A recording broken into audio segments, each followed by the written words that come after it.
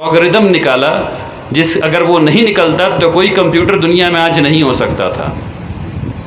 ہمارے ہی قرآن اور حدیث اور فقہ پڑھنے والے عالم نے کیمرہ بنایا، اور ایسے ہی ایک عالم نے پلین ہوائی جہاز کے تمام اصول اور اس کی دم اور اس کا دم کا ترچھا ہونا، ترچھا کہہ رہا ہوں، ہلتے رہنے کے لائق ہونا اس 400 سال پہلے لکھا۔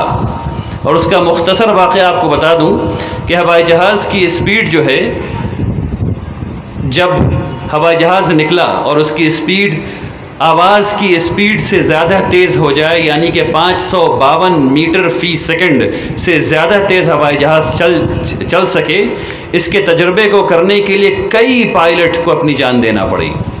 تیز ہو ہی نہیں پا رہی تھی پلین، تو کرتے کیا تھے یہ لوگ؟ اوپر جاتے تھے ایسے بالکل، اور وہاں سے گریوٹی کے بیسس پر واپس آتے تھے، اور یہ کوشش کرتے تھے کہ 552 میٹر فی سیکنڈ کی اسپیڈ کو حاصل کر لیں، اور اب ہو گیا کریش، مر گئے۔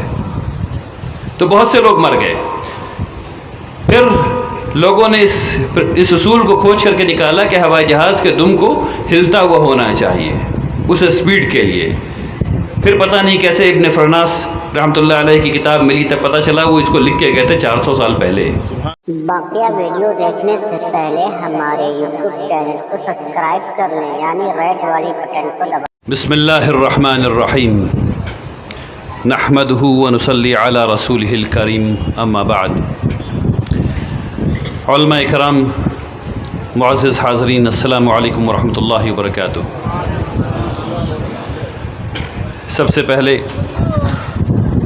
میں بہت احسان مند ہوں اس ذات کا جس نے مجھے اور آپ کو یہاں جمع کیا تاکہ ہم لوگ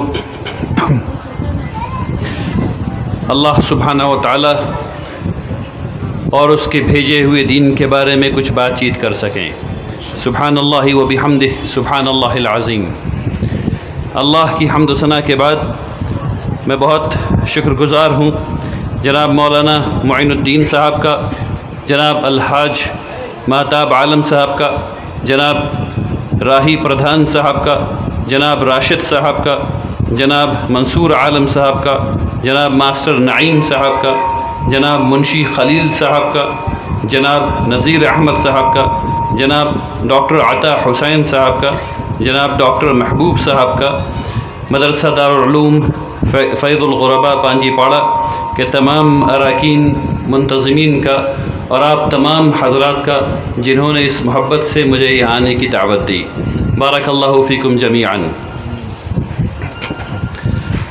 الحمدللہ ہم لوگ یہاں جمع ہیں،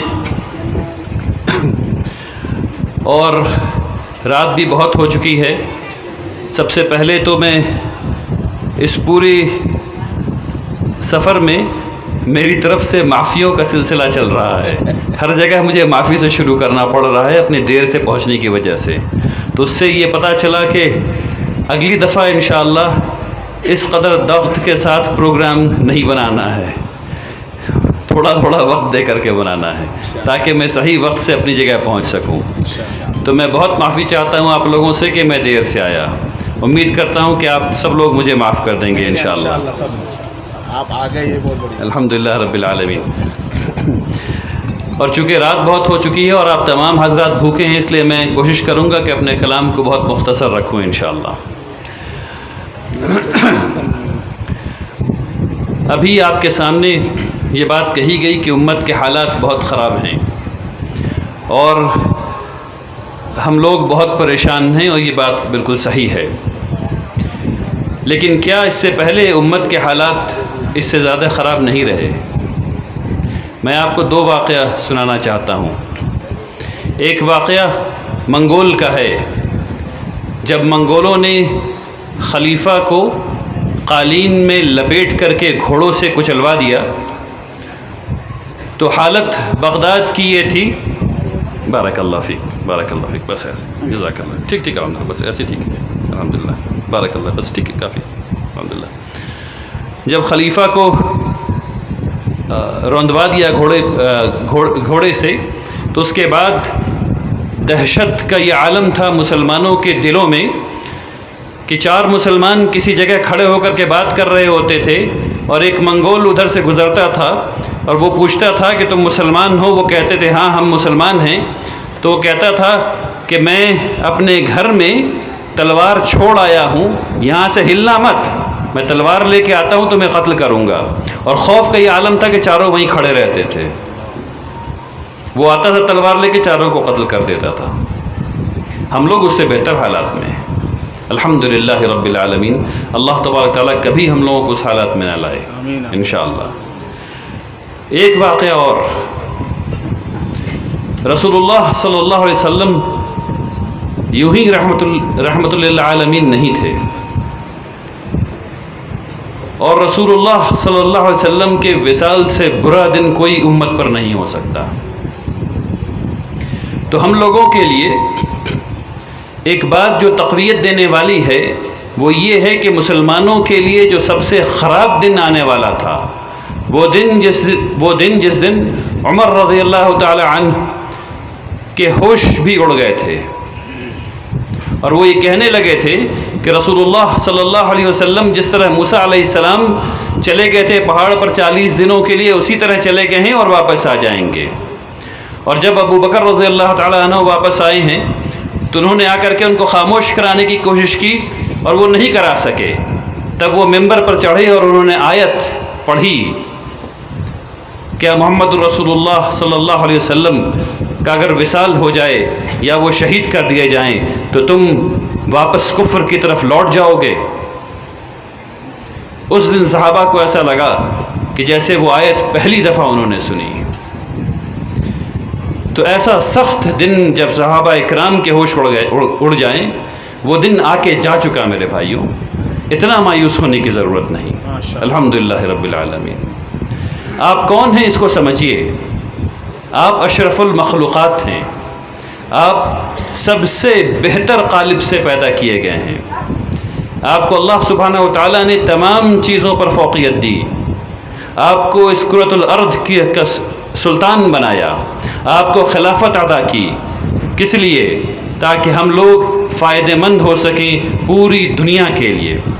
جب مسلمان فائدہ مند تھے پوری دنیا کے لیے تو پوری دنیا پر راج کر رہے تھے.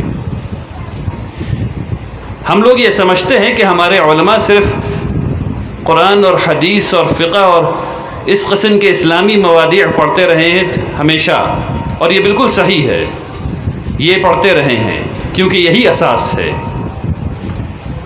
لیکن ہمارے قرآن ہی پڑھنے والے ایک عالم نے الجبر والمقابلہ لکھا، جسے ہم آج الجبرا کے نام سے جانتے ہیں. ہمارے قرآن اور حدیث پڑھنے والے ہی عالم نے لاگرتھم نکالا، جس اگر وہ نہیں نکلتا تو کوئی کمپیوٹر دنیا میں آج نہیں ہو سکتا تھا.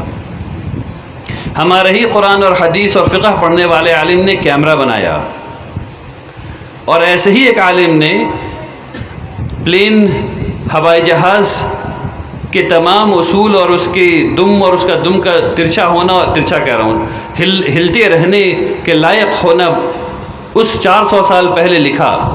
اور اس کا مختصر واقعہ آپ کو بتا دوں کہ ہوائی جہاز کی اسپیڈ جو ہے، جب ہوائی جہاز نکلا اور اس کی اسپیڈ آواز کی اسپیڈ سے زیادہ تیز ہو جائے، یعنی کہ 552 میٹر فی سیکنڈ سے زیادہ تیز ہوائی جہاز چل سکے، اس کے تجربے کو کرنے کے لیے کئی پائلٹ کو اپنی جان دینا پڑی. تیز ہو ہی نہیں پا رہی تھی پلین. تو کرتے کیا تھے یہ لوگ؟ اوپر جاتے تھے ایسے بالکل، اور وہاں سے گریوٹی کے بیسس پر واپس آتے تھے، اور یہ کوشش کرتے تھے کہ 552 میٹر فی سیکنڈ کی اسپیڈ کو حاصل کر لیں. اور اب ہو گیا کریش، مر گئے.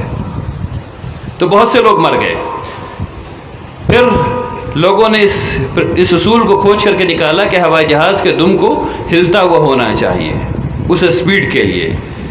پھر پتہ نہیں کیسے ابن فرناس رحمۃ اللہ علیہ کی کتاب ملی، تب پتہ چلا وہ اس کو لکھ کے گئے تھے 400 سال پہلے.